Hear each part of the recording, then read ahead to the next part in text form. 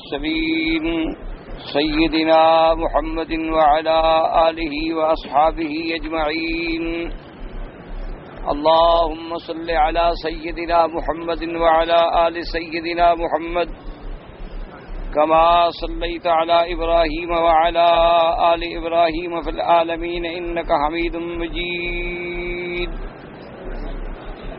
أعوذ بالله من الشيطان الرجيم بسم الله الرحمن الرحيم واللاتي يأتين الفاحشة من نسائكم فاستشهدوا عليهن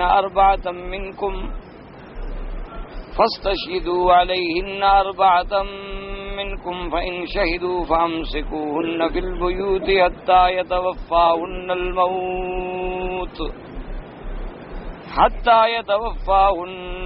الموت أو يجعل الله لهن سبيلا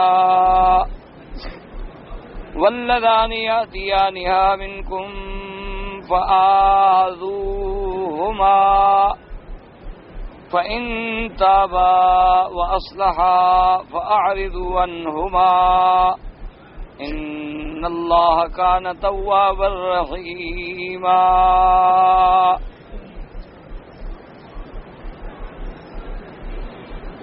سورۃ النساء کی ان آیات مبارکہ میں احکام میراث کے بعد اب اللہ تبارک و تعالی نے احکام بیان فرمائے ہیں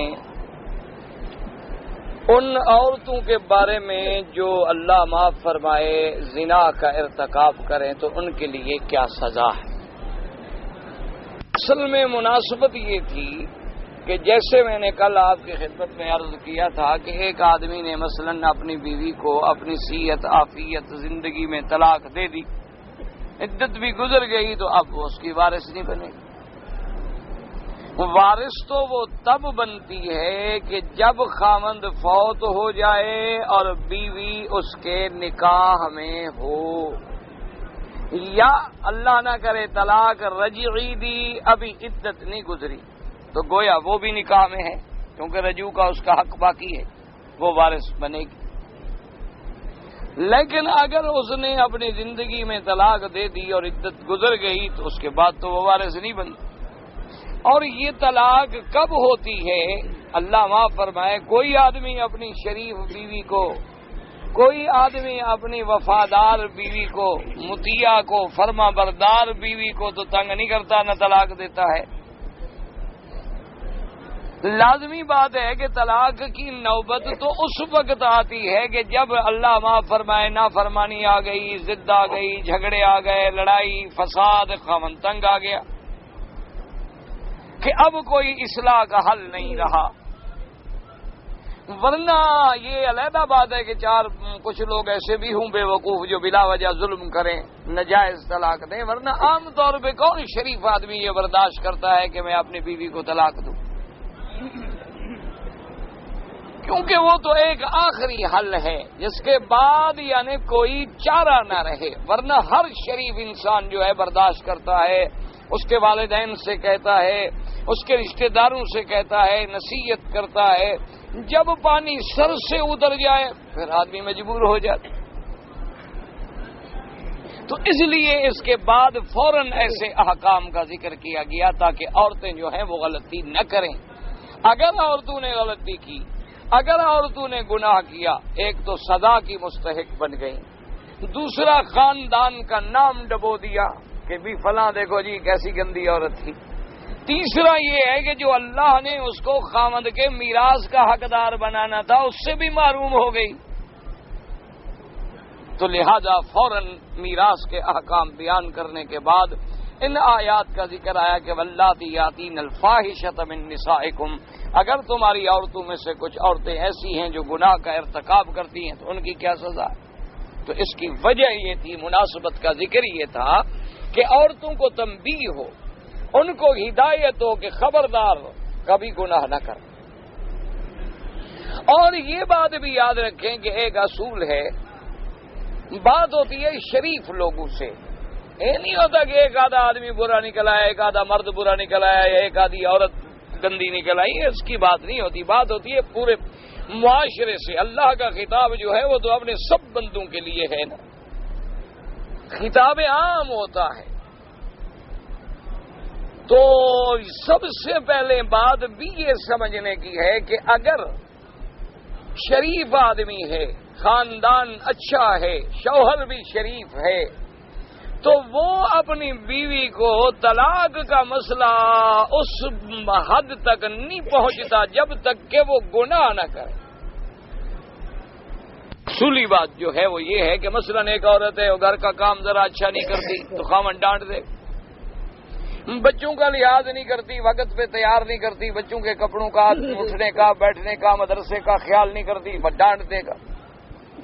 لیکن جب اس کی عزت میں خیانت کرے، جب نعوذ باللہ وہ زنا کا ارتکاب کرے، کسی دوسرے مرد سے تعلقات رکھ لے، تو اب شریف انسان برداشت نہیں کر سکتا. اس کی ہر غلطی برداشت کر سکتا ہے. عورت ہے، پیسے غلط خرچ کر دیے، ڈانٹ دے گا، کرے گا، 2 دن 4 دن جھگڑے گا، چپ ہو جائے. اس نے وقت پہ کھانا نہیں پکایا، وقت پہ روٹی نہیں پکائی، گھر کی صفائی نہیں کی، اچھا اہتمام نہیں کیا، ناراض ہوگا، ڈانٹ دے گا، جھگڑے گا، 2 دن کے بعد پھر ٹھنڈا ہو جائے. لیکن جب اس کی عزت میں خیانت کرے، کسی غیر مرد سے تعلقات جوڑ لے، تو اب شریف آدمی نہیں برداشت کرے. یہ علیحدہ بات ہے کہ کوئی دیوس ہے، بغیرت ہے، وہ تو الگ بات ہے. ان کا تو کوئی حساب شمار ہی نہیں، ان کے لیے تو غیرت کوئی مسئلہ ہی نہیں. نعوذ باللہ ثم نعوذ باللہ، اللہ معاف فرمائے. تو وہ تو گویا کہ انسانیت سے بھی نکلے ہوئے لوگ ہیں. وہ تو اللہ کے قرآن کے گویا مخاطب ہی نہیں. قرآن انسانوں کو مخاطب کرتا ہے، جانوروں کو تو مخاطب نہیں کرتا. اللہ کا قرآن جو خطاب فرماتا ہے وہ انسانوں کے لیے ہے، وہ کوئی خطاب جانور حیوانات کے لیے تو نہیں. وہ لوگ جو ہیں جو اس حدود اللہ سے تجاوز کر گئے ہیں کہ جس کو اپنی بیوی کی، بیٹی کی، بہن کی غیرت ہی نہیں، تو وہ تو بندہ ہی نہیں. اس لیے ان کا تو ذکر ہی چھوڑیں، وہ تو اس لڑی میں بھی نہیں آتے. ورنہ کوئی شریف انسان، یعنی جس کو اللہ نے مسلمان بنایا ہے، اس کے اندر ایمان ہے، اسلام ہے، وہ کبھی کچھ ہو جائے، غریب ہو، اپنا گھر اس کا الٹ جائے، اس کے بچے رل جائیں، وہ کہے گا میں سب برداشت کر سکتا ہوں، لیکن میری بیوی زنا کرے، میں یہ کیسے برداشت کر سکتا ہوں. اسی لیے آپ نے دیکھا ہے کہ بعض لوگ جو ہیں وہ تو ایسے واقعات میں عورتوں کو قتل کر دیتے. وہ تو پھر مسائل پوچھنے کے لیے مولوی صاحب کے پاس بھی نہیں آتے، ورنہ اسلام یہ اجازت نہیں دیتا کہ تم قتل کر دو. اسلام نے حل نکالا ہے، لیکن وہ حل تک آتے ہی نہیں. ان کی غیرت اتنا برداشت ہی نہیں کرتی. ان کے سامنے کوئی بات آئی، بس اس نے وہی فیصلہ کر دیا تھا، بعد میں جو بھی ہوگا دیکھا جائے گا. یہ کیسے ہو سکتا ہے کہ میری بیوی، میری اہلیہ، میری رفیقہ حیات وہ ایک غیر مرد کے ساتھ تعلقات جوڑے، معاشقہ کرے، اس کے ساتھ جا کے زنا کرے، اور میں مرد بھی ہوں اور برداشت کرتا رہوں؟ اس سے تو پھر برداشت ہو نہیں سکتا. کیونکہ سب سے بڑی بات جو ہے وہ خیانت، اور خیانت بھی عزت میں. مال کی خیانت برداشت کر لیتا ہے، کام میں خیانت برداشت کر لیتا ہے. بیوی کسلان ہے، بالکل سست ہے، صحیح وقت پہ کام نہیں کرتی، وقت پہ روٹی نہیں ہے، وہ بھی برداشت کر لیتا ہے. لیکن جب وہ بے عزتی کرے تو برداشت نہیں کر سکتا. کیوں؟ اسی لیے ایک حدیث مبارک میں میرے آقا کا، سرکار مدینہ، اللہ کے کروڑوں صلاۃ و سلام ہوں حضور پاک کی ذات مقدسہ پر، آپ نے فرمایا کہ جس شخص میں غیرت نہیں، ایمان ہی نہیں. جس بندے میں غیرت نہیں ہے، ایمان ہی نہیں. ایمان ہو تو پھر غیرت کیسے نہ ہو؟ اگر وہ دیوس ہے، بے غیرت ہے، جیسے آج کل کا معاشرہ انگریز کی نقل میں، جدید مغرب کی تہذیب میں ایسا کھو گیا ہے، اللہ معاف کرے، کہ اکبر الہ آبادی کو بھی یہ کہنا پڑا کہ خدا کے فضل سے بیوی میاں دونوں معزز ہیں. اسے غیرت نہیں آتی، اسے غصہ نہیں آتا۔ اس نے کہا آج کل کے معزز لوگ جو ہیں، بڑے لوگ جو ہیں، ان کا حالت یہ ہو گئی ہے کہ بیوی کو بھی کوئی غصہ نہیں آتا کہ بھئی میرا خاوند کسی اور عورت کے ساتھ منہ کالا کر رہا ہے، اور خاوند کو بھی غیرت نہیں آتی کہ بیوی رات کو کہاں ہوتی ہے، وہ ایک کلب میں ہے، وہ دوسرے کلب میں۔ اور آج کل تو نعوذ باللہ ثم نعوذ باللہ ثم نعوذ باللہ، یعنی فساد اتنا بڑھ چکا ہے، اتنا بے غیرتی بڑھ چکی ہے کہ بعض معاشرے اس مقام پہ بھی پہنچ گئے ہیں کہ وہ اپنی بیویوں کو ساتھ لاتے ہیں اور اپنی گاڑی کی چابیاں ایک ڈبے میں ڈال دیتے ہیں۔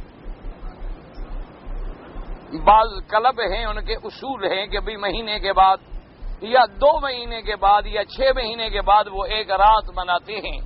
اس کے منانے کا ان کا طریقہ یہ ہوتا ہے کہ ہر آدمی اپنی گاڑی کی چابی جو ہے وہ ایک ڈبے میں ڈال دے گا، اس کے بعد جناب وہ اندھیرا کر دیں گے اور ایسے کر کے جناب ڈبے کو ہلا دیں گے اور ایک ایک ممبر نکلتا جائے اور چابی اٹھاتا جائے، جس کی چابی جس کے ہاتھ میں آ گئی اس کی بیوی کو وہ رات کو لے جائے اور اس میں خوش ہوتے ہیں کہ بھی چلو ذائقہ بدل لیا، میں نے بھی ایک ذائقہ بدل لیا، میری بیوی نے بھی ذرا ایک ذائقہ بدل لیا، کیا فرق پڑتا ہے؟ یعنی وہ لوگ تو اب انسانیت سے، شرافت سے، حدود اللہ سے کوسوں دور نکل گئے۔ جس گھر میں نہ نماز ہے، نہ روزہ ہے، نہ حج ہے، نہ زکوٰۃ ہے، نہ قرآن ہے، جس گھر میں ہر وقت فلم ہے، VCR ہے، بلیو پرنٹ ہے، وہ کیا کریں گے؟ اب تو دور اس میں ہم آ گئے کہ بعض لوگ پکڑے گئے، بیٹیوں نے عدالتوں میں آ کے خود کہا، بیان دیے کہ میرا باپ میرے ساتھ زیادتی کرتا ہے۔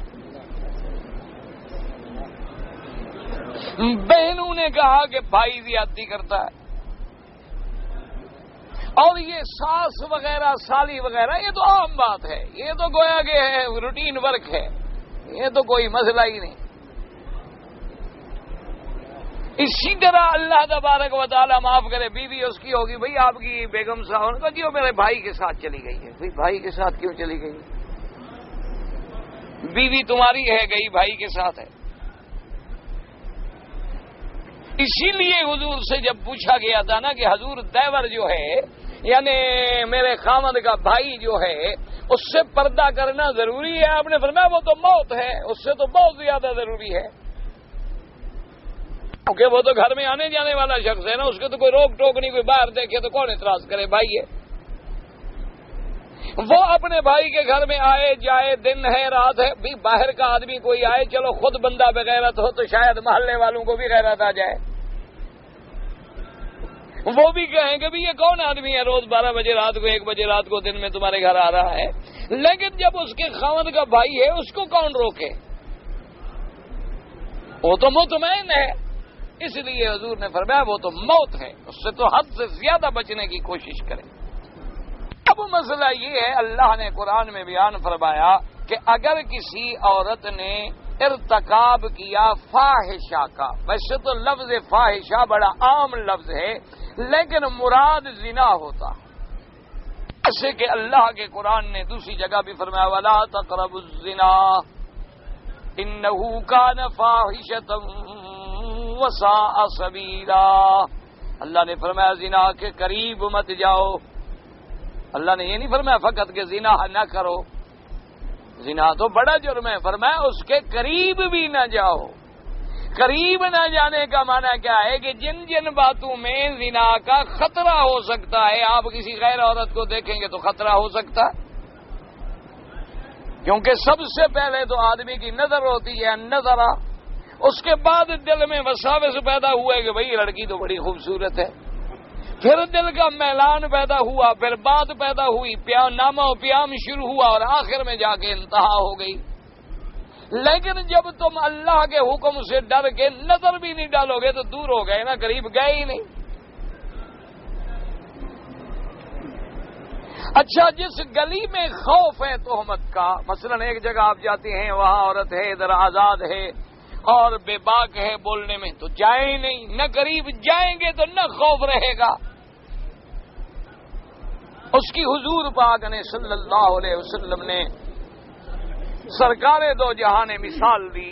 آپ نے فرمایا کہ دیکھو تم میں سے کوئی چرواہا اپنی بکریاں چراتا ہے اور وہ لوگوں کے گھاس کے قریب لے جاتا ہے، ان کے بننے کے حدود کے قریب لے جاتا ہے تو خطرہ ہوتا ہے، اس کی نیت چاہے نہ بھی ہو لیکن کبھی دوڑ کے بکری گھاس کھا لے گی.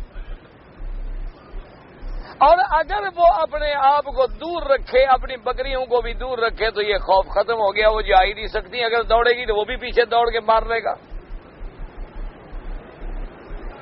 یہی وجہ تھی نا میرے بھائی کہ آج سے 20 سال پہلے، 50 سال پہلے، 30 سال پہلے یا آج بھی آپ اپنے ملکوں میں جائیں جہاں غربت ہے، جہاں غریب لوگ ہیں، جھوپڑیاں ہیں، جہاں ایک کمرہ ہے، 2 کمرے کے مکان ہیں، کچے مکان ہیں، اور لوگ بیچارے مجبور ہیں، غربت ہے. تو جب تک یہ غربت تھی یہ بھی کچھ اللہ کی نعمتیں ہوتی ہیں، اس میں آدمی کی عزت محفوظ ہوتی تھی. کیونکہ 2 کمرے کا مکان ہے، آگے چھوٹا سا سین ہے کچا، اسی میں بھائی بھی ہے، بہن بھی ہے، بیٹے بھی ہیں، بیٹیاں بھی ہیں، بیوی بھی ہیں. عورت کی درجہ ہے گناہ کرنے کے لیے. اگر مرد کی بھی نیت خراب ہو تو فوراً بہن پہ نظر پڑ گئی، فوراً اپنی بیٹی پہ نظر پڑ گئی تو آدمی شرم آ جاتا تھا کہ وسائل محدود تھے. اب جب سے دنیا کے پاس دولت آ گئی، پیسے آ گئے، ایک بلڈنگ میں 200 فلیٹ بن گئے جناب. اب جناب ایک فلیٹ میں کئی 2 گھرانے رہ رہے ہیں، تو اب ایک بلڈنگ میں مثلا 200-400 گھر آباد ہے. اب نیچے سے کوئی جا رہا ہے، کوئی آ رہا ہے، کوئی کس کو پوچھے کہ تم کون ہو؟ جو پوچھے بیچارہ وہ الٹا آپ خود بخود جوتے کھائے. کوئی عورت جو جا رہی ہو پوچھے کدھر جا رہا ہو، تم کون چاچے لگتے ہو میرے؟ اور اس کے بعد خاص طور پہ جب یہ ذرائع نہیں تھے ٹیلی فون کے، تو اب ان کو پیغام دینے کے لیے بھی تو کوئی اور بغیرت آدمی چاہیے ہوتا تھا نا. کوئی عورت ڈھونڈی، کوئی بوڑھی ڈھونڈی، کوئی مکار ڈھونڈی. اب تو ان کے اپنے ہاتھ میں ہر چیز ہے، کسی کو کہنے کی، ڈھونڈنے کی، تلاش کرنے کی ضرورت نہیں. خاوند بیچارہ ڈیوٹی میں نکلا، اس نے فون کر دیا جی گھر خالی. آنے والا آ رہا ہے، پتہ نہیں کس کو ملنے جا رہا ہے، کون اس کو روکے ٹوکے. تو اس لیے حالات جوں وسائل بڑھتے گئے، آزادیاں بڑھتی گئیں تو بے حیائیاں بھی ساتھ ساتھ بڑھتی. اتنے وسائل کم تھے، حالات محدود تھے تو گناہ بھی محدود ہوتے تھے. کبھی قصہ سنا جاتا تھا کہ بھئی فلاں گھرانے کی ایک لڑکی نے ایسا گناہ کیا ہے، لوگ زبانوں یعنی انگلیاں منہ میں دبا لیتے، اچھا جی ایسا ہوا ہے. ورنہ تو لوگ عام طور پہ بالکل اس تصور میں بھی نہیں تھے، اس تخیل میں بھی نہیں تھے کہ مرد ہیں. اچھا بعض لوگ غریب ہوتے ہیں بیچارے، بکریاں چرانے جا رہے ہیں، کوئی ڈنگر لے کے جا رہے ہیں، اور گھاس کاٹنے کے لیے نوجوان عورتیں جا رہی ہیں، کپاس چننے کے لیے جا رہی ہیں، آ رہی ہیں جا رہی ہیں. ادھر کوئی سوچ ہی نہیں تھی، گناہوں کا کوئی تصور ہی نہیں تھا. گناہ کا نہ فاحشہ کا، نہ فواحش کا، نہ منکرات کا. یہ تو اب جب وسائل بڑھتے چلے گئے، حالات بڑھتے چلے گئے، گاڑیاں آ گئیں، بسیں آ گئیں، موٹریں آ گئیں، ٹیلی فون آ گئے. اب جناب اللہ تبارک و تعالیٰ معاف فرمائے، گھر سے نکلا اس نے رکشہ پکڑا، گاڑی پکڑی، ٹیکسی پکڑی، پتہ نہیں کہاں گئے، 1 سیکنڈ میں آدمی کہاں پہنچ گیا. اس لیے بات یہ ہے کہ اب اسلام میں سمجھیں اللہ نے ہمیں حکم دیا ہے کہ زنا کے قریب ہی نہ جاؤ، جہاں یہ خطرہ پیدا ہو دور ہو جاؤ. اسی لیے اسلام نے حکم دیا وَقَرْنَ فِي بُيُوتِكُنَّ، عورتیں گھروں سے باہر نہ نکلیں. اور حکم دے دیا وَلَا تَبَرَّجْنَ تَبَرُّجَ الْجَاهِلِيَّةِ الْأُولَىٰ، اور ہرگز ایسا نہ کریں کہ اگر کبھی مجبوراً نکلنا بھی پڑے، مجبور ہے عورت کے خاوند بیچارہ ڈیوٹی پہ چلا گیا ہے، بچوں کو نیچے چھوڑنا ہے، بچوں کو بس لینے کے لیے آنا ہے، تو زینت کر کے، میک اپ کر کے، سگار کر کے، فیشن کر کے، دعوت گناہ کے لیے نہ باہر نکلے، بڑے حیا سے، ادب سے، شرم سے نکلے. اچھا اگر کوئی مرد آ جائے یغضضن من ابصارہن، اپنی نظریں نیچے کر، مرد کو بھی حکم دیا کہ بھی آخر عورت آ رہی ہے، تم بھی انسان ہو، کوئی عورت اجنبی سامنے آ جائے غضوا من ابصارکم، اپنی آنکھیں نیچی۔ جب تمہاری نظر جھک جائے گی، اللہ کی شان ہے، نظر جھک جائے تو پھر دل میں اللہ کا خوف بھی آ جاتا ہے، کیونکہ نظر تو اسی کی جھکے گی نا جو اللہ سے ڈرے گا، جو ڈرے گا نہیں اس کی نظر تھوڑی جھکے گی، وہ تو ساتھ والے کو بلا کے ذرا یار کام کی چیز ہے۔ کئی لوگ تو ایسے بھی نکلے ہیں کہ اللہ معاف کرے، عورتوں کو چونکہ جا رہی ہیں پیچھے لگے جناب، جا رہے ہیں دیکھنے کے لیے کہ موقع ملے گا، جب موقع ملا تو اس کی اپنی ماں تھی، اپنی بہنوں کا، اپنی ماؤں کا تعاقب کرتے رہے، کیونکہ برقعے میں عورت جا رہی ہو پیچھے لگا ہوا ہے جو عورت، کیا پتا کہ میری ماں بھی ہو، میری بہن بھی ہو، میری بیٹی بھی۔ کل میں اخبار میں پڑھ رہا تھا، ایک لڑکے نے لکھا کہ کالج میں میری عادت تھی کہ میں لڑکیوں کو بڑا چھیڑتا تھا، تو ایک دن ایک لڑکی بیچاری ایک درخت کے نیچے بیٹھی پڑھ رہی تھی، میں نے جا کے اس کو چھیڑا۔ کہتے ہیں کہ وہاں سے جب میں نکلا تو آگے آیا بس سٹاپ پہ، دیکھا کہ میری بہن بڑی پریشان کھڑی ہے اور ایک موٹر سائیکل والا کھڑا ہے، میں بھاگا دوڑا، موٹر سائیکل والا چلا گیا، میں نے کہا کیا بات ہے؟ اس نے کہا وہ مجھے چھیڑ رہا تھا۔ اسی وقت میں نے توبہ کی کہ یا اللہ، اگر میں جن کو چھیڑتا ہوں وہ بھی تو کسی کی بہن ہے نا، وہ بھی تو کسی کی بیٹی ہے نا، نتیجہ کیا نکلا کہ میری بہن کا تماشا میں نے اپنی آنکھوں سے دیکھ لیا۔ یہ نہ سمجھا کریں کہ آپ لوہے کے کوٹ میں رہتے ہیں، آپ کے محلات ہیں، بالکل نہ۔ اگر تم کسی کی بیٹی کو چھوڑو گے تو محلوں میں بھی تیری بیٹی محفوظ نہیں، وہاں بھی نوکر موجود ہیں، وہاں بھی تمہارے ڈرائیور موجود ہیں، نوکر موجود ہیں، مالی موجود ہیں، کام کرنے والے موجود ہیں، ان کو بھی پھر جو گند ملے گا وہ بھی منہ کالا کریں گے۔ اب جناب سب سے پہلا حکم یہ ہے کہ گناہ کے قریب ہی نہ جائیں۔ دوسرا طریقہ کیا ہے کہ گناہ سے بچنے کے لیے اسلام نے حدیں مقرر کر دی کہ لڑکا بالغ ہو گیا، لڑکی جوان ہو گئی، کوشش کرو شادی۔ ہاں قدرت کی طرف سے حالات ہیں، اگر اللہ کسی کو کوئی رشتہ مہیا نہیں کرتا بیچارے مجبور ہے، لیکن اپنی طرف سے ابھی بچہ چھوٹا ہو تو ذہن بنانا شروع کر دو کہ بھئی اس کے لیے میں ابھی سے رشتہ ڈھونڈنا شروع کر دوں، بجائے اس کے کہ جب وہ جوان ہو جائے بعد میں 3 سال ضائع کر دو ڈھونڈنے میں، پہلے سے شروع کر۔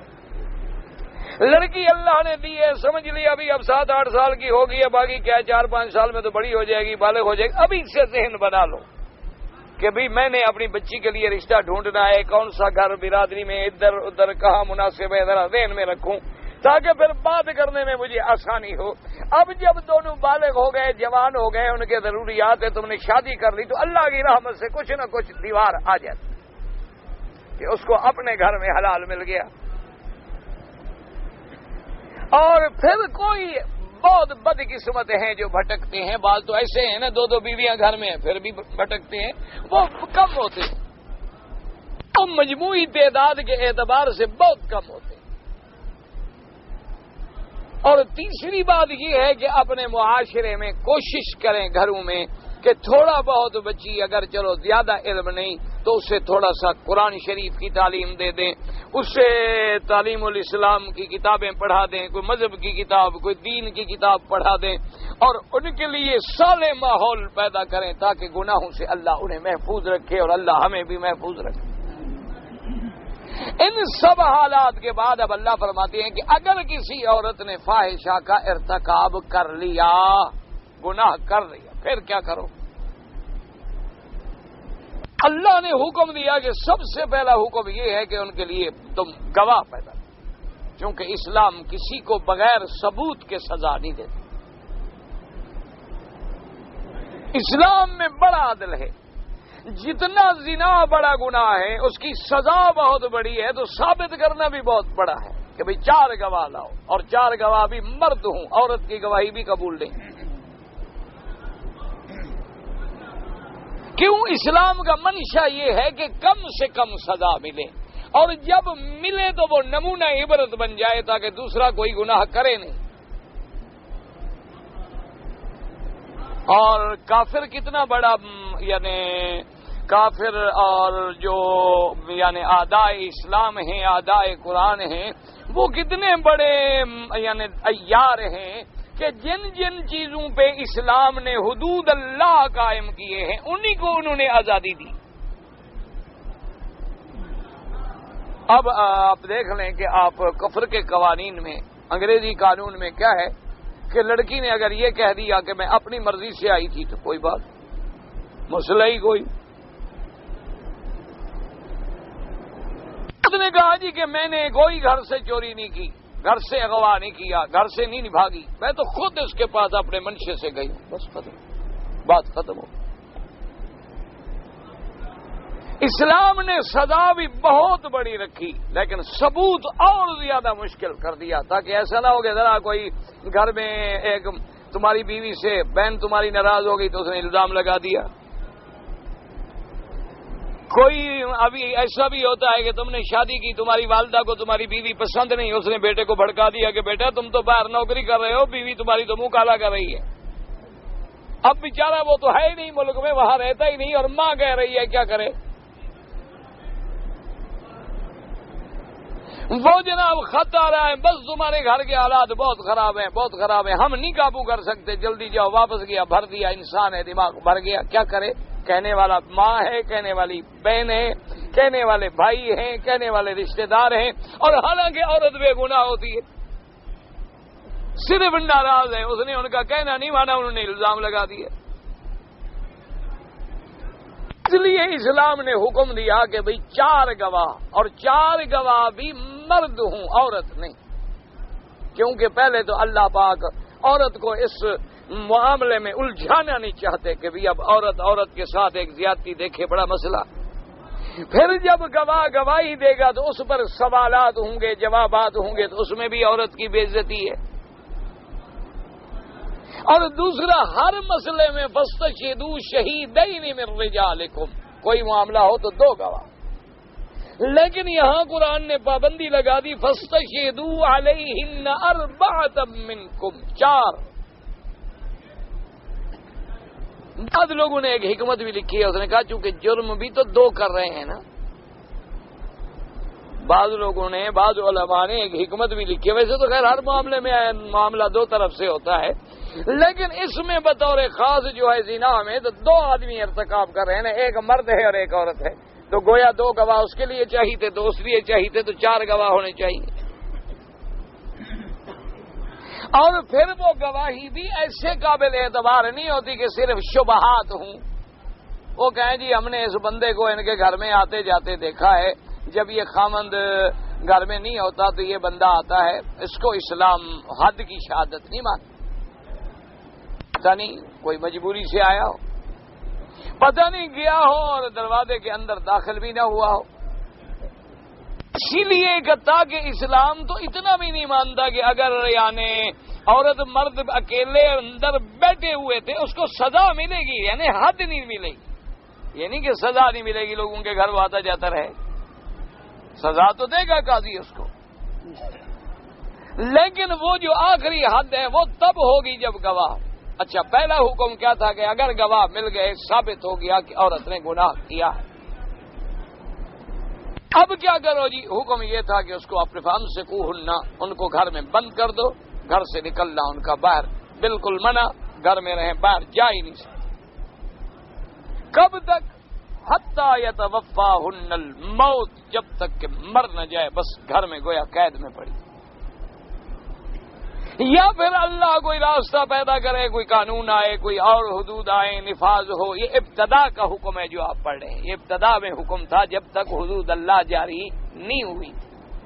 اس وقت تک کا حکم کیا تھا کہ اگر کسی عورت نے گناہ کیا ہے، ارتکاب فاحشہ کیا ہے، اور فاستشہدوا علیہن 4 منکم، 4 گواہ بھی مل گئے ہیں، فَإِن شَهِدُوا، انہوں نے گواہی دے دی، فَأَمْسِكُوهُنَّ فِي الْبُيُوتِ حَتَّى يَتَوَفَّاهُنَّ الْمَوْتُ أَوْ يَجْعَلَ اللَّهُ لَهُنَّ سَبِيلًا۔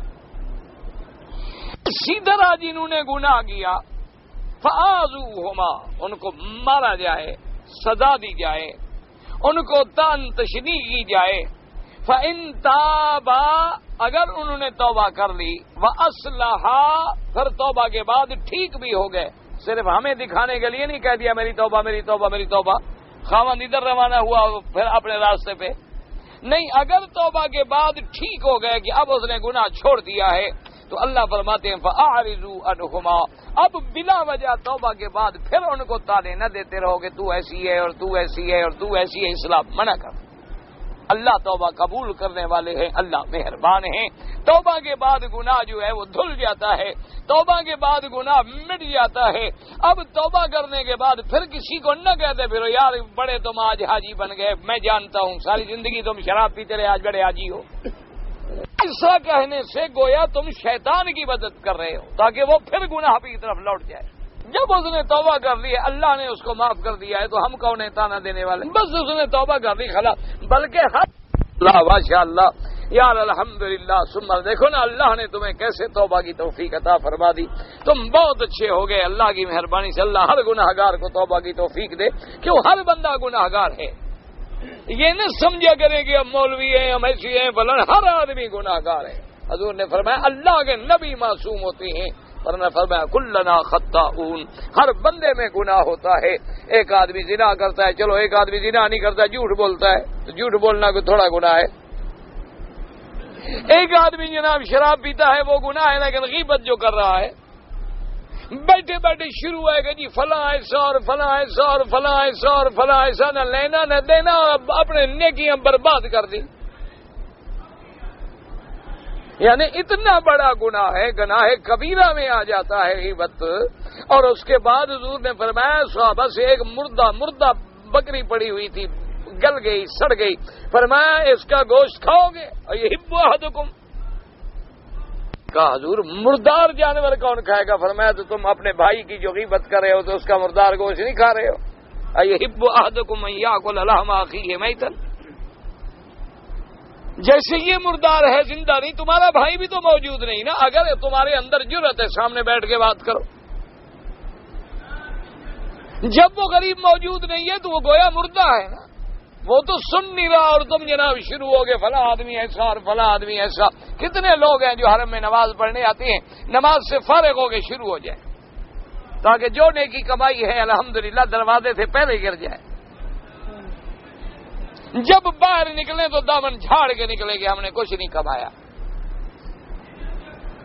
اور حالانکہ تمہیں پتا ہے کہ غیبت کا یہ عالم ہے کہ جس کی تم مخالفت میں گلے کر رہے ہو نا, اس کی توہین کر رہے ہو, الزام لگا رہے ہو, جھوٹی باتیں کر رہے ہو, اس کے گناہ گر رہے ہیں, اس کو تم فائدہ پہنچا رہے ہو. تم سمجھ رہے ہو کہ میں اس کو بدنام کر رہا ہوں, میں اس کا بڑا شہرت کر رہا ہوں, میں اس کو معاشرے میں گندا کر رہا ہوں. گندا نہیں کر رہے, وہ اللہ کے نزدیک گناہوں سے پاک ہو رہا ہے اور اس کے گناہ تمہارے اوپر رکھے جا رہے ہیں. اس کا تو تم بھلا کر رہے ہو, نقصان نہیں کر رہے. اب جناب یہ حکم تھا, یاد رکھیں, کب تک؟ جب تک اللہ نے حدود نہیں اتارے. جب اللہ نے قرآن آ گیا, سورۃ النور کی آیتیں نازل ہو گئی کہ الزانیۃ والزانی فاجلدوا کل واحد منہما 100 جلدہ, کہ اگر مرد بھی کنوارا ہے, عورت بھی کنواری ہے اور زنا کرے تو ان کو 100 کوڑا مارا جائے. اور اگر مرد بھی شادی شدہ ہے, عورت بھی شادی شدہ ہے اور زنا کرے تو دونوں کو اللہ معاف کرے رجم کیا جائے, یعنی سنسار کر دیا جائے, پتھر مار مار کے مار دیا جائے. جب وہ آیت نازل ہو گئی تو یہ پہلے حکم ختم ہو. پہلا حکم تو یہ تھا نا کہ ہم نے اس کو بند کر کے رکھنا ہے گھر میں, ہم نے اس کو خود مار لینا ہے, کوئی تھپڑ مار لیا, کوئی سزا دے دی, کچھ کر لیا, کوئی تان تشریح کر لی. لیکن جب حدود اللہ نازل ہو گئے تو اب یہ پہلی باتیں جو تھی وہ خود بخود ختم ہو گئی. اب حدود اللہ نافذ کہ اگر دونوں کنوارے ہیں اور زنا ثابت ہے تو 100 کوڑا. اگر دونوں شادی شدہ ہیں تو پھر دونوں کے لیے رجم ہے. حضور صلی اللہ علیہ وسلم نے بھی رجم کے فیصلے فرمائے, صحابہ کرام نے, خلفائے راشدین نے رضوان اللہ تعالی علیہم اجمعین نے بھی رجم کے فیصلے فرمائے. اور جب وہ حدود اللہ آ گئی تو پھر پہلے والی باتیں جو تھیں وہ اصول یہ ہوتا ہے کہ جو حکم بعد میں آتا ہے وہ پہلے حکم کے لیے ناسخ بن جاتا. جیسے آپ نے پڑھا ہے نا کہ پہلے حکم تھا کہ بھی رات کو تہجد پڑھو, اتنا تہجد پڑھیں. اللہ نے فرمایا کہ قم اللیل الا قلیلا, یعنی زیادہ حصہ رات کا تو عبادت کرو, تھوڑا آرام بھی کر لو. پھر آگے نصفہ, چلو آدھی آدھی رات کر لو, یا نصف سے بھی چلو تھوڑا حصہ, یعنی 2 حصے آرام کر لو اور 1 حصہ رات کا تہجد میں گزارو. لیکن بعد میں آ گیا فقرؤوا ما تیسر منہ, اب اللہ جتنا توفیق دے پڑھ لو. بس اب چونکہ اللہ کے فرائض آ گئے ہیں, 5 وقت کی نماز فرض ہو گئی ہے، تم نے 5 فرض بھی پڑھنے ہیں، سنن مؤکدہ بھی پڑھنی ہے، تم نے واجبات بھی پڑھنے ہیں، تو اب تہجد کی عبادت جو ہے وہ نفلی بن گئی کہ اس میں تمہارے لیے اللہ نے آسانی پیدا کر دی کہ اللہ تمہیں توفیق دیتا ہے 4 رکعت پڑھ لو، اللہ توفیق دے 8 رکعت پڑھ لو، اللہ توفیق دے 2 رکعت پڑھ لو۔ اچھا تمہیں خطرہ ہے کہ بھی میں تھکا ہوا ہوں، سونے سے پہلے پڑھ لو، عشاء کی نماز کے بعد 2 رکعت پڑھ لو، وہ بھی تمہاری تہجد شمار ہو جائے گی۔ اللہ نے پھر آسانی پیدا فرمائی، اس لیے وہ پہلا حکم جو ہے وہ پھر ختم ہو جاتا۔ جیسے کہ ابتدائے حکم میں یہ تھا کہ آدمی نے اگر روزہ ہے اور رمضان المبارک کا مہینہ ہے اور رات کو وہ بندہ سو گیا، مثال کے طور پر اس نے عشاء کی نماز پڑھی، تراویح پڑھی، سو گیا، نیند آ گئی، تو اب بس کھانا پینا بند ابھی سے، چاہے 1 گھنٹے کے بعد نیند کھل گئی، ابھی آدھی رات بھی نہیں ہوئی لیکن کھانا بند، پینا بند، ہر چیز بند۔ پھر اللہ تبارک و تعالی نے اپنے بندوں پہ رعایت فرمائی، حکم آ گیا کلوا واشربوا حتی یتبین لکم الخیط الابیض من الخیط الاسود من الفجر۔ اللہ نے حکم دے دیا کہ میرے بندے اب تم کلوا واشربوا حتی یتبین لکم الخیط الابیض من الخیط الاسود من الفجر، اب تم رات کو کھا سکتے ہو، پی سکتے ہو جب تک کہ صبح صادق نہ ہو۔ صبح صادق تک کھانا بھی جائز، پینا بھی جائز، سو جاؤ پھر اٹھ جاؤ، نہ سو جب چاہو، جب تک طلوع فجر صادق نہ ہو، بیوی حلال، کھانا حلال، پینا حلال، نیند کر کے اٹھو مرضی، نیند کر کے نہ اٹھو مرضی۔ اللہ نے رحمت کر دی اپنے بندوں پر، پھر تمہارا روزہ صبح صادق سے شروع ہو جائے گا، ثم اتموا الصیام الی اللیل، پھر سارا دن کھانا بند، پینا بند، بیوی کے ساتھ جماع بند، پھر مغرب کی اذان ہوگی، غروب شمس ہوگا، اب حکم ہو گیا کہ تم افطار کرو۔ تو اسی طرح یہ احکام جو تھے یہ پہلے کے احکام تھے، بعد میں جب اللہ تبارک و تعالی نے حدود کا نفاذ فرما دیا تو پھر یہ احکام جو ہے خود بخود ختم ہو گئے اور حدود اللہ جو تھی وہ جاری ہو گئی۔ اس لیے مفسر رحمۃ اللہ علیہ فرماتے ہیں قال الحکم فی ابتداء الاسلام ان المرأة اذا ثبت زناها بالبینۃ العادلہ تمکن من الخروج من ایران تبوت، فرماتی ہیں کہ یہ حکم جو ہے ابتدائی اسلام میں تھا کہ اگر عورت ہے اس سے زنا ثابت ہو گیا تو زنا بھی شرط یہ ہے کہ گواہ ہوں، اور گواہ بھی شریف عدل والے، جھوٹے گواہ، کرائے والے گواہ نہ ہوں۔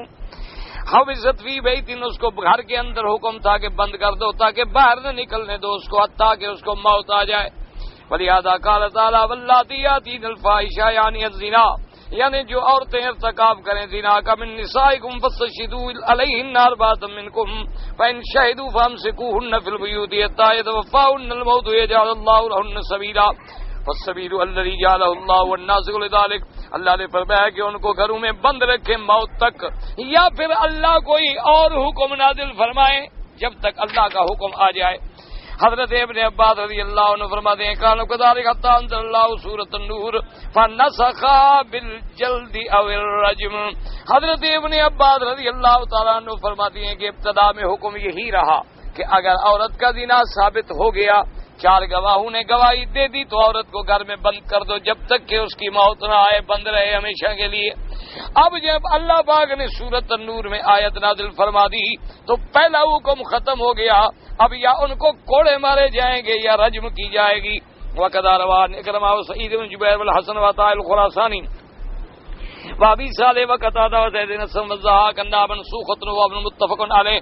ان تمام حضرات نے اللہ ان پہ کروڑوں رحمتیں فرمائے، وہ بھی یہ فرماتی ہیں کہ یہ حکم جو ہے منسوخ ہے، اور یہ آپ پڑھ چکے ہیں پہلے کہ ناسخ منسوخ میں بھی قسمیں ہیں۔ بعض آیت مبارک ایسی ہیں کہ تلاوت تو منسوخ نہیں ہوئی، یعنی قرآن میں ہم پڑھ رہے ہیں، پڑھی جائیں گی قیامت تک، لیکن حکم منسوخ ہو گیا۔ اور بعض آیتیں ایسی ہوتی ہیں کہ حکم تو باقی ہے لیکن آیت تلاوت منسوخ ہو گئی، یعنی حکم باقی ہے تلاوت منسوخ ہے، یا تلاوت باقی ہے اور حکم منسوخ ہے۔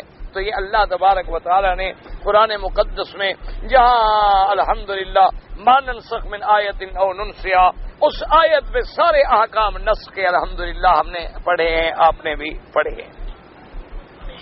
اور اس کے بعد فرماتے ہیں قال الامام احمد حدثنا محمد بن جعفر قال حدثنا سعید قتادہ عن الحسن ان عطار بن عبد الله الرقاشی ان عبادة بن الصامت رضی اللہ تعالی عنہ قال كان رسول الله صلى الله عليه وسلم عليه الوحي اثر عليه وكرب لذلك وتغير وجهه فانزل الله عز وجل عليه ذات يوم فلما سري عنه قال خذوا عني قد جعل الله لهن سبيلا الثيب بالثيب والبكر بالبكر الصيب جلد 100 ورجم بالحجارة والبكر جلد 100 ثم نفي سنة وقد رواه مسلم واصحاب السنن من طرق عن قتادة عن الحسن عن عبادة بن الصامت رضي الله تعالى عنه عن النبي صلى الله عليه وسلم ولفظه خذوا عني قد جعل الله لهن سبيلا البكر بالبكر جلد 100 وتغريب عام والثيب بالثيب جلد 100 والرجم. قال الترمذی رحمہ اللہ تعالی هذا حدیث حسن صحیح. اب جناب مفسر رحمۃ اللہ علیہ فرماتی ہیں کہ امام احمد رحمۃ اللہ علیہ نے حضرت عبادۃ بن الصامت صحابی رضی اللہ تعالی عنہ ان سے روایت نقل کی ہے. وہ فرماتی ہیں کان رسول اللہ صلی اللہ علیہ وسلم، وہ فرماتی ہیں کہ ہمارے آقا پر جب وحی نازل ہوتی تھی تو اللہ کے قرآن کا جو ثقل تھا، جبریل کے آنے کا جو اثر تھا، تو حضور صلی اللہ علیہ وسلم پہ بڑا بوجھ ہوتا تھا. حضور محسوس فرماتے تھے حتیٰ کہ آپ کے چہرے کا رنگ مبارک بھی بدل جاتا تھا. اور بعض روایتوں میں ہے کہ اگر سردی کا زمانہ ہو پھر بھی حضور کے چہرے پہ پسینے کے قطرے آتے تھے، کیونکہ خدا کی شان ہے، کیونکہ آخر جبریل جو ہے وہ بھی نور ہے، اللہ کا قرآن جو ہے وہ بھی اللہ کا کلام ہے. تو اس لیے اس نور کی شدت کا، اس کلام کے شکل کا ایسا اثر ہوتا تھا کہ سردیوں کی رات میں حضور پسینہ پہنچ رہے ہوتے. فرماتی ہے کہ آپ نے محسوس کیا کہ حضور پاک صلی اللہ علیہ وسلم پہ وحی اتری ہے. فلما سری انو قال خذوا انی، جب حضور پاک صلی اللہ علیہ وسلم سے وحی ختم ہو گئی اور بائی کھل گئی، وہ حالت مبارک بدلی. آپ نے فرمایا کہ مجھ سے مسئلہ سمجھ لو. اللہ تبارک و تعالیٰ نے اب عورتوں کے لیے راستہ پیدا کر دیا ہے، کیونکہ پہلے تو کوئی راستہ ہی نہیں تھا نا، کہ بس قید رہے جب تک مر نہ جائے.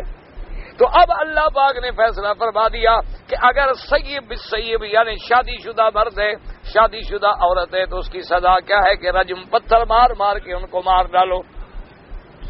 اور اگر دونوں کنوارے ہیں تو ان کے لیے کیا سزا ہے کہ 100 کوڑا مارا جائے اور 1 سال کے لیے ان کو نکالا جائے، تاکہ وہ سزا کے طور پر اپنے گھر سے بھی نکلیں، معاشرے سے بھی نکلیں. ہر بات میں اللہ کی حکمت. اب دیکھو نا جی، اگر ایک مرد بھی کنوارا ہے، لڑکی بھی کنواری ہے، گناہ ہو گیا، اللہ معاف کرے، تو اب ان کی آگے اصلاح کی امید تو تھی نا جی کہ چلو بھئی ایک دفعہ گناہ ہو گیا، کل شادی کر لے گا، اپنی حلال مل جائے گی، بچ جائے گا.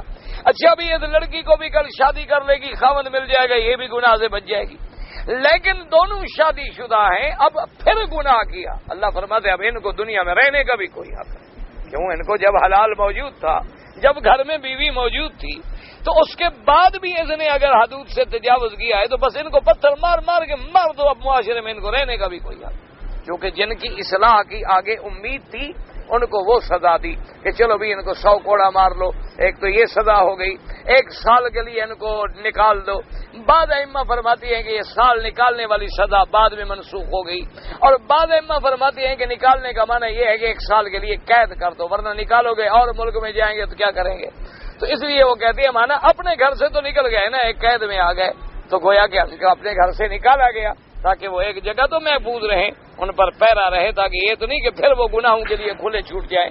تو اس لیے اللہ تبارک و تعالیٰ نے جو بھی سزا لکھی ہے، جو بھی حدود اللہ ہیں، وہ عدل ہیں، صدق ہیں، حق ہیں، اور ان کا بدل آج تک کوئی دنیا پیش نہیں کر سکتی. یعنی آپ دیکھ لیں الحمدللہ ثم الحمدللہ کہ اس ملک میں بلد اللہ الامین میں اللہ قیامت تک ہر فتنے سے محفوظ فرمائیں، اور اللہ قرآن و سنت کی اس حکمرانی کو قائم و دائم رکھیں. انسان ہیں، غلطیاں ان سے بھی ہوتی ہیں، فرشتہ کوئی نہیں ہوتا، لیکن مجموعی طور پہ قرآن و سنت کے قانون کی اتنی برکت ہے کہ ساری دنیا اب بھی اس کا مقابلہ نہیں کر سکتی. یعنی آپ پوری دنیا میں جائیں نا، یہ تو ہم یہاں بیٹھ کے بڑے خوش ہوتے ہیں نا کہ جی فلاں ملک بڑی ترقی کر گیا، بڑی ترقی. وہاں جا کے تو ذرا دیکھو ترقی کا کیا اثر ہے.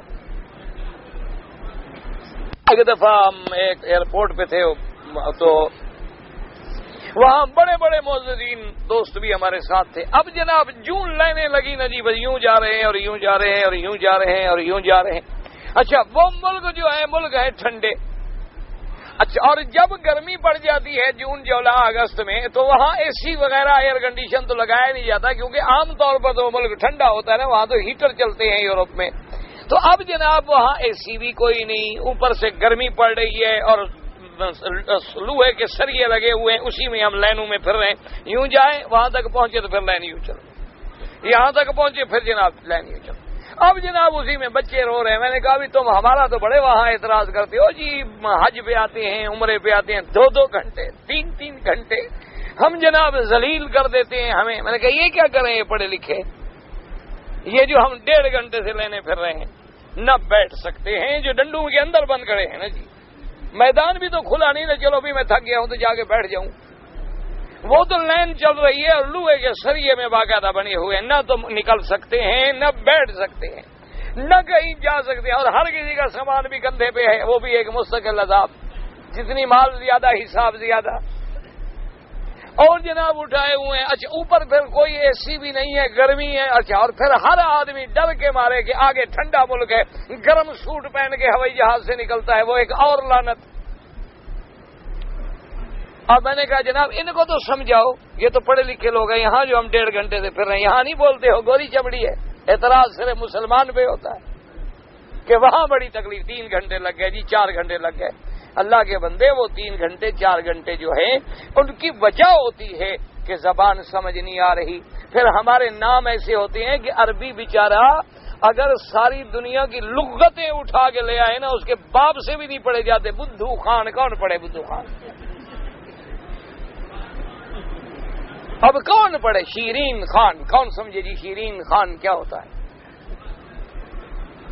اب جناب لالا گل, اب لالا گل کون سمجھے, وہ بیٹھے ابھی ضرب دیتا ہے کبھی بیچارہ پھر ہاتھ مارتا ہے. یار یہ کیا بلا ہے, وہ کہاں جائیں بیچارے. نام جو ہمارے آ گئے ایسے آ جاتے ہیں اللہ معاف کرے کہ ان کو تو سپیلنگ کرنا نہیں آتا, پھر دوسرے کو بلا کے پوچھتے یہ پڑھو یہ کیا بلا ہے خبیثہ خان. اچھا یہ بتاؤ عورت ہے مرد, پھر فوٹو دیکھتے ہیں یار مرد کا ہے کہ عورت کا ہے. اب ان کو تو دیر لگے گی, وہ کیا کریں.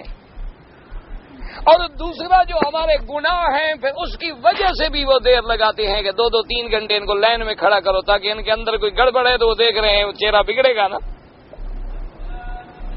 وہ ہمارے گناہ ہمیں ذلیل کروا رہے ہیں, ہمارے اعمال ہمیں خراب کرتے ہیں. وہ 3-3 4-4 گھنٹے کی پھٹیک دیں گے تو صاف بات ہے جو مجرم ہوگا اس کے تو پسینے چھوٹے ہوئے ہوں گے تو کھڑا نہیں ہو سکے گا, کمر جو رہی ہوگی کبھی یوں کرے گا کبھی یوں کرے گا, کبھی آگے دیکھا کہ کیا بلا ہو گئی یار جلدی نکلوں. وہ دیکھ رہے ہوتے ہیں بیٹھے ہوئے کہ اچھا اسی کے مال کو ہاتھ رکھو. یہ ہمارے گناہ ہمیں نظر نہیں آتے, ہم اعتراض کرنا جانتے ہیں. ورنہ ایمان سے کہیں اللہ تبارک و تعالی ان کو جزائے خیر دے کہ لاکھوں آدمی آئے حاجی اور وقت پہ آ جائیں, وقت پہ جا رہے ہیں, اور کیا ہو. اسی لیے آپ دیکھیں جی ایک حاجی صاحب کھڑے جی گالیاں دے رہے ہیں معلم کو. میں نے کہا کیا ہو گیا حاجی صاحب, خیریت ہے؟ ہم پیدل جاتے پھر راستے میں ہمارے حاجی ملتے, کیا ہو گیا؟ اور جی غضب ہو گیا, کیا کریں 3 گھنٹے ہو گئے بس کھڑی, 3 گھنٹے سے حضرت ہم سڑکوں پہ بیٹھے ہوئے ہیں, بسیں ہماری کھڑی ہوئی ہیں, پتہ نہیں کب چلیں گے. میں نے کہا حضرت معلم کو گالی بعد میں دیں, پہلے یہ بتائیں کہ معلم صاحب نے گاڑی چلانی ہے, وہ ڈرائیونگ کرتا ہے, وہ نہیں آ رہا سیٹ پہ گاڑی نہیں چل. کہتے ہیں نہیں جی یہ 2-3 حاجی نہیں آئے. تو میں نے کہا تو پھر حاجی کو گالی دو نا جو نہیں آئے. 2-3 حاجی ہمارے نہیں آئے. میں نے کہا پھر کہو جی 4 پھر ان کو ڈھونڈنے گئے, وہ پہلے آ گئے وہ دوسرے نہیں آئے. اس میں حضرت معلم بیچارے کا مکتب والے کا کوئی گناہ ہے, کوئی قصور ہے, کھڑے ماں بہن کی گالیاں دے رہے, خدا کا خوف کرو. وہ غریب کہاں جائیں. اچھا ہمارے آ جائیں گے جی اچھا سامان تم سامان اتارو, میرا طواف الوداع رہ گیا, میں کر کے آ جاتا ہوں. طواف الوداع کرنے آیا اور دروازے سے نکل گیا. گھر جانا تھا ادھر, اللہ کا بندہ ادھر نکل گیا. ڈھونڈتے ڈھونڈتے وہ کھڑے ہیں, جب تک آئے پورے 50 آدمی ہوں, 50 پاسپورٹ ملیں, 50 کا سامان ملے, کش مرتب ہو تو گاڑی ہلے. وہ کھڑے ہیں, وہ کہتے ہیں یہ ہمیں دلیل کر رہے ہیں. وہ نہیں کر رہے ہوتے. دعا کرو اللہ ہمیں ہدایت دے. اللہ تعالیٰ باہر والے لوگ جو پڑھے لکھے ہیں وہ اپنا ایک آدمی ان کا لیڈر ہوگا، وہ آنے سے پہلے سامان اتروائیں گے، 50 آدمی کھڑا رکھیں گے، لائن میں کھڑے ہوں گے، پاسپورٹ پکڑ کے ایک ایک کو چڑھائے گا، 15 منٹ میں نکل جائے، ان کو کیا لگے؟ یہ تو ہم نے دیکھا ہے نا، ایسے بھی ہمارے حاجی تھے، ہمارے اپنے گھر میں مثلاً تھے، آدھے گھنٹے میں 250 آدھے گھنٹے۔ وجہ کیا تھی؟ 2 دن پہلے انہوں نے سامان اتار کے جناب سیڑھیوں میں لائن لگا دی۔ ہم نے پوچھا بھی کب جانا ہے؟ کہ 2 دن پہلے۔ سامان کیوں نہیں کہا؟ اور جی جب گاڑی آئے گی دیر ہو جائے۔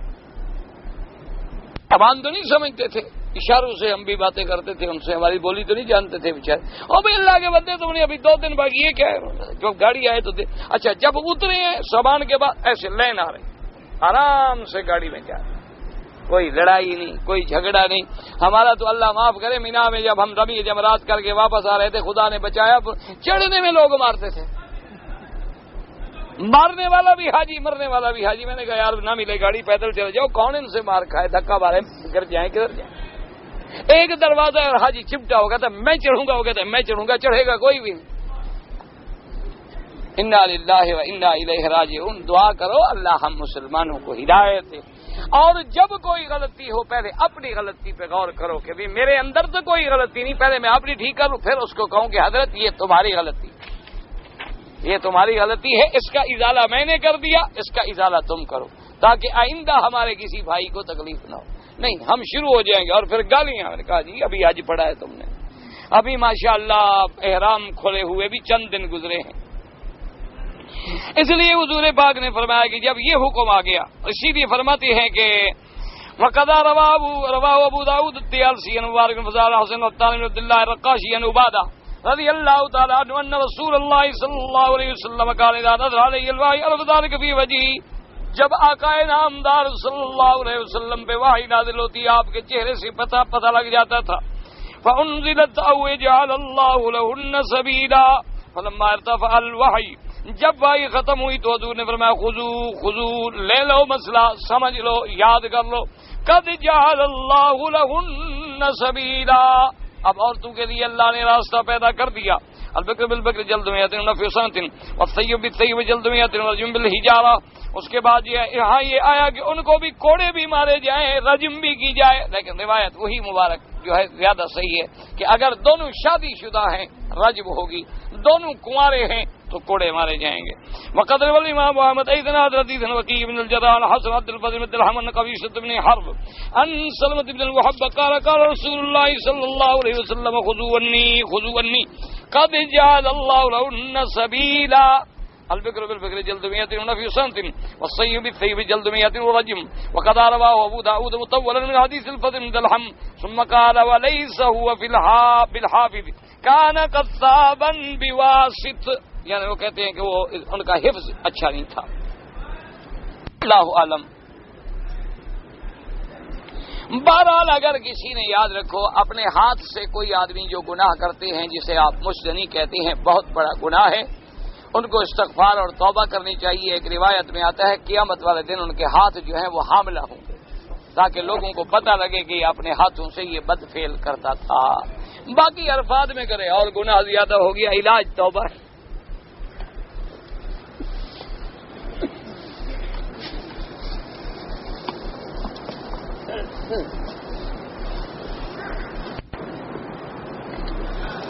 کہتے ہیں جی میری بہن اپنے شوہر اور 3 بچوں کے ساتھ حج کے لیے آئے، ٹھیک ہے، اپنے ساتھیوں سے الگ ہو گئے، پریشان حال ہو کر بغیر حج کیے واپس الجوف پتہ نہیں کیا چلے گئے۔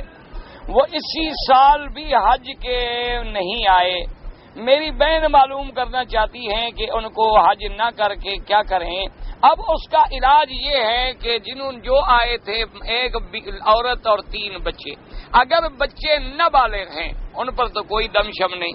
عورت نے چونکہ احرام کھول ڈالا اور حج کے احکام پورے نہیں کیے، وہ دم ادا کرے اور حج بھی قضا کرے، کیونکہ جب حج کی نیت کر لی آ گئی اب تو حج ان کے ذمہ لازم ہے۔ ان کو چاہیے تھا کہ وہ اسی سال حج کرتے، بہرحال اللہ کو منظور نہیں تھا، گزر گیا، تو اگلے سال وہ حج پہ آئیں، سارے حج کریں باقاعدہ اور دم ادا کریں، اور اگر لڑکے بھی بالغ تھے تو ان کی طرف سے بھی 1 بکری بطور دم دینی ہوگی۔ بعد حج کے طواف صفا کر رہے ہیں کپڑے پہن کے، ٹھیک ہے، تو اب جب حج ختم ہو گیا یا عمرہ ختم ہو گیا، اب اگر طواف ہم کریں گے وہ تو نفلی طواف ہے، کپڑے پہن کے کریں گے۔ صفا مروہ نہیں دوڑی جاتی، صفا دوڑی جاتی ہے جب حج کا احرام باندھیں یا عمرے کا احرام باندھیں۔ ہر نفلی طواف کے بعد صفا نہیں ہوتی، اور نہ صفا مروہ ایسی عبادت ہے کہ ہم ویسے دوڑتے رہیں، یہ بھی منع ہے۔ وہ تو صرف ہم نے عمرے میں دوڑنی ہے یا حج میں دوڑنی، اس کے علاوہ کوئی صفا مروہ نہیں دوڑی جاتی، صرف طواف کیا جاتا۔ اچھا، کوئی آدمی کہ یعنی اگر میقات کے بغیر عمرہ کرے وہ عمرہ نہیں ہوتا، لازمی بات ہے کہ وہ میقات سے احرام باندھ کے آئے، آ کے طواف کریں، صفا مروہ دوڑے، بالوں پہ اس طرح پھروائے یا بال اتنی کٹوائے کہ جتنے بال ہیں ان کا چوتھا حصہ پورے سر سے کٹ جائے، یہ نہیں کہ ایک ٹک ادھر لگا لیا ایک ٹک ادھر لگا لیا، یوں نہیں۔ ایک آدمی نے مدینہ منورہ کے میقات سے عمرے کا احرام باندھا، ٹھیک ہے، بس میں سو گیا تو سونے کی حالت میں مجھے احتلام ہو گیا، میں جب اترا تو میں نے احرام بھی دھویا، غسل بھی کیا اور عمرہ پورا کر لیا، ٹھیک ہے، کوئی جرمانہ نہیں، آپ نے ٹھیک کیا۔ احتلام ہو جانا بندے کے اپنے بس میں تھوڑا ہے، آدمی سو گیا ہو گیا تو ہو گیا۔ علاج بھی یہی تھا کہ واپس آ کر تم غسل کرو، غسل کر کے کپڑے دھو کے اپنا طواف صفا کرو، تم نے کر لیا الحمدللہ، کوئی جرمانہ نہیں۔ کہتا ہے جی میرا باپ زندہ تھا، اس نے مجھے کہہ دیا کہ بیٹا تم جائیداد میں سے کچھ نہ لو، تمہارے دو بھائی جو ہیں بہت غریب ہیں۔ بہرحال باپ نے اچھا تو نہیں کیا، لیکن تم معاف کر دو تاکہ باپ پکڑا نہ جائے قیامت، ورنہ اصول یہ ہے کہ بیٹا امیر ہے یا غریب ہے تو سب بیٹوں کا حصہ جو ہے حق ہے، وہ یہ نہ کرے کہ کسی کو محروم کر دے بلا وجہ۔ لیکن اس نے کیا جب تم معاف کر دو اپنا حق تو بات ختم ہوگی، تمہارے باپ پہ کوئی جرم نہیں رہے گا، تو تمہیں اللہ نے سب کچھ دیا ہے، تم اپنے باپ کی غلطی بھول جاؤ گے، جو کچھ میرے باپ نے کیا کوئی حرج نہیں۔ گویا میں نے اپنا حصہ اپنے دونوں بھائیوں کو دے دیا ہے خوشی سے، رضا سے۔